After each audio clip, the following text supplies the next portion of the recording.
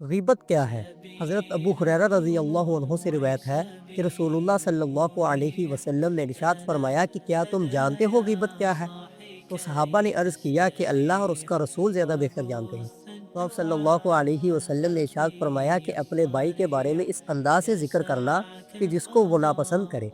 تو آپ صلی اللہ علیہ وسلم سے پوچھا گیا کہ اگر میرے بھائی میں وہ چیز موجود ہو جس کا میں نے ذکر کیا ہے،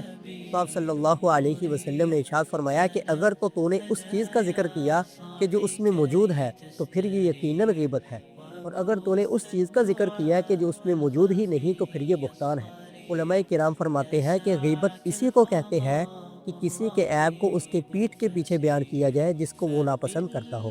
خواہ وہ عیب اس کے بدن کے اعتبار سے ہو، اس کی عقل کے اعتبار سے ہو، اس کی دولت اور مال کے اعتبار سے ہو، اس کے جسم کے اعتبار سے ہو، اس کے نفس کے اعتبار سے ہو، اس کی اولاد کے اعتبار سے ہو، اس کی بیوی کے اعتبار سے ہو، اس کے خادم کے اعتبار سے ہو، اس کی رہائش کے اعتبار سے ہو۔ غرض یہ کہ کسی بھی قسم کا عیب ہو اس کو بیان کرنا گناہ ہے اور حرام ہے، اور اس عیب کو بیان کرنا خواہ زبان کے ساتھ ہو یا اشارے کے ساتھ ہو یا آنکھ کے ذریعے ہو یا آنکھ کی ابرو کے ذریعے ہو، کسی بھی طرح سے بیان کرنا یہ جائز نہیں، یہ گناہ کا کام ہے اور یہ حرام۔ کسی نے غیبت کر لی تو اب وہ کیا کرے؟ تو علماء کرام فرماتے ہیں کہ اگر تو اس شخص کو اطلاع پہنچ چکی ہے جس کی غیبت کی گئی تو پہلے اس شخص سے معافی مانگے، پھر اللہ تعالیٰ سے توبہ اور استغفار کرے۔ لیکن اگر اس شخص کو اس کی اطلاع نہیں پہنچی تو پھر صرف اللہ تعالیٰ سے توبہ استغفار کر لے، اس آدمی سے معافی مانگنا ضروری نہیں۔